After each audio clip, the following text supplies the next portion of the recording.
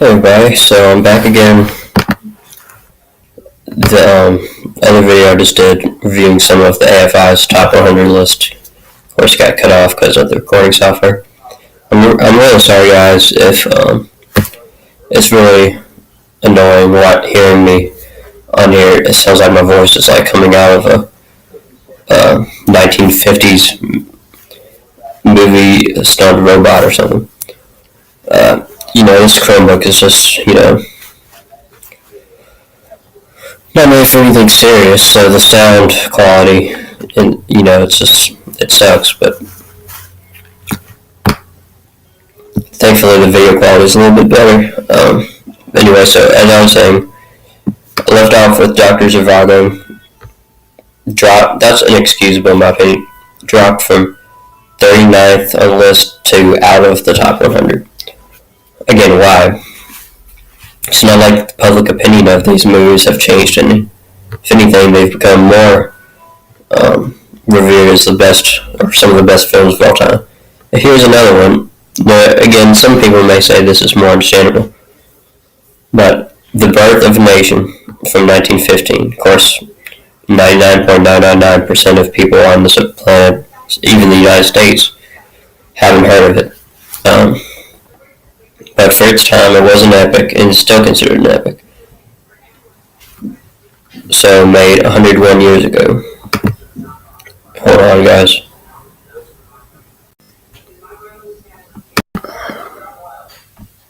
Sorry about that. More interference. So, moving on, Birth of a Nation. Came out 101 years ago. I forgot the name of the director, but he was well known.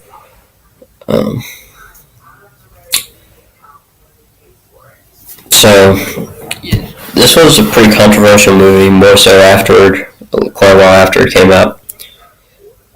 Ironically, this is what kind of helped the rebirth, so to speak, of the KKK, Ku Klux Klan, especially in Atlanta, Georgia, around Stone Mountain. Of course, I'm sure a lot of you know about that, but especially I do, being from the South.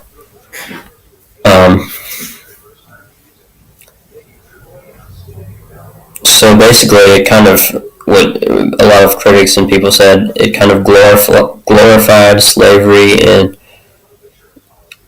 the KKK in general.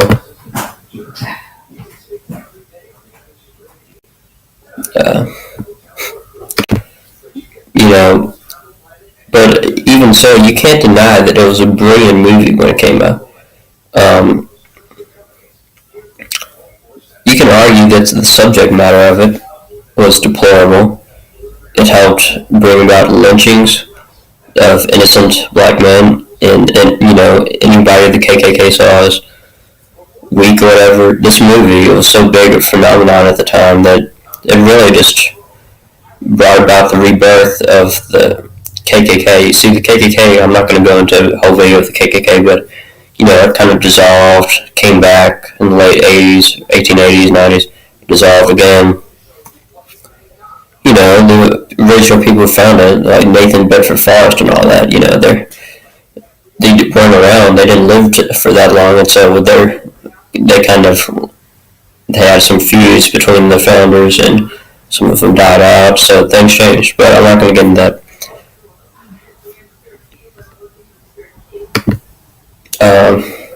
So I disagree with dropping it all the way out of the top 100. I can see why they did it.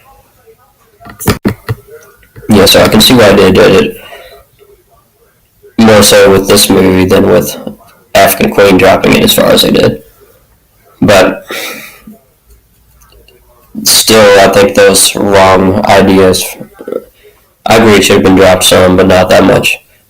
His movie that was made in response to that, Intolerance, was, I think, better than one of the best movies of all time, but I'll get to that later. So let's look at some other movies that made big drops. A Clockwork Orange from Stanley Kubrick in 1971, starring, I guess, some British actors or whatever. It is quite a film to watch. I've seen bits and parts of it, but I haven't seen, I don't think, the whole thing.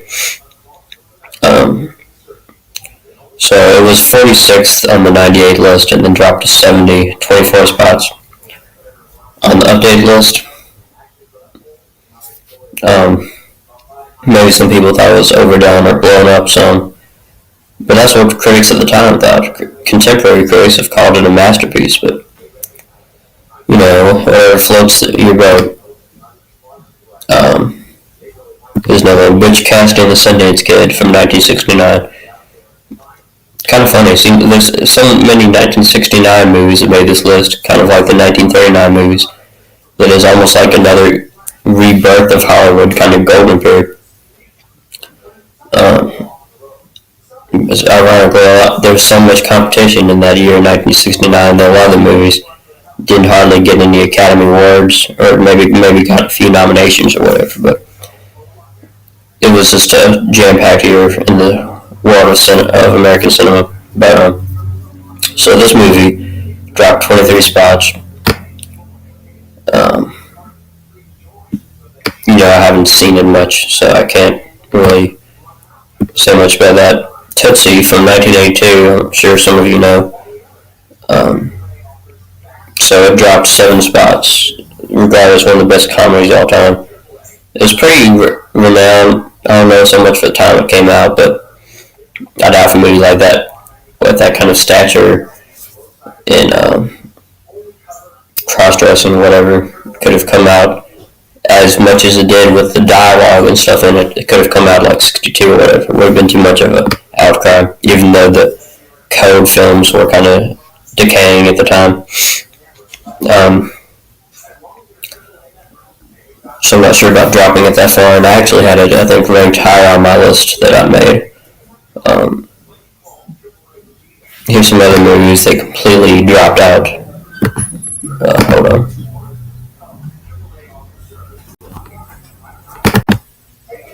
Moving on.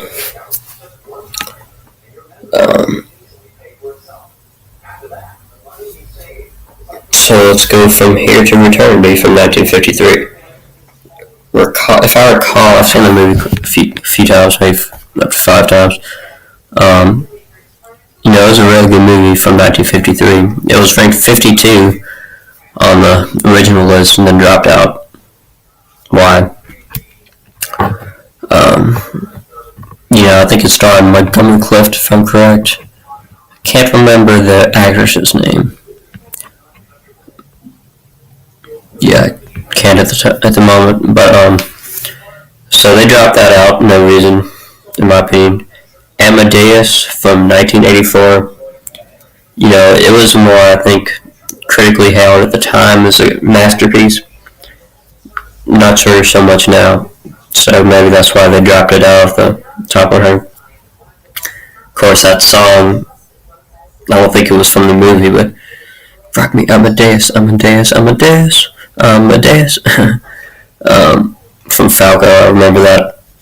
That's when I think of Amadeus. But anyway, so All Quiet on the Western Front. This is the 1930 version. Most of y'all, if y'all seen other versions, that's not the one they're talking about here.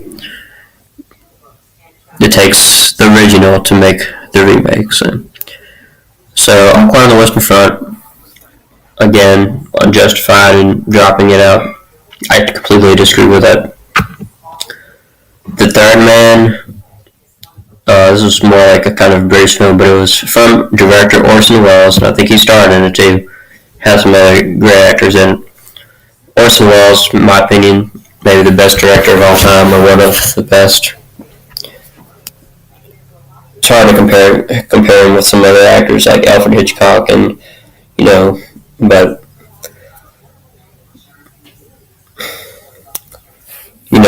that is considered one of the best films by many people. Even some contemporary like kids have seen that movie. So to drop it from 57 out, that's completely unjustified, and that is just some of the movies they added don't even stand anywhere close to it. But whatever.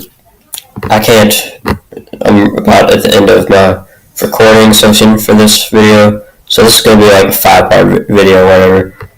I'll continue my list in the next video. See you guys.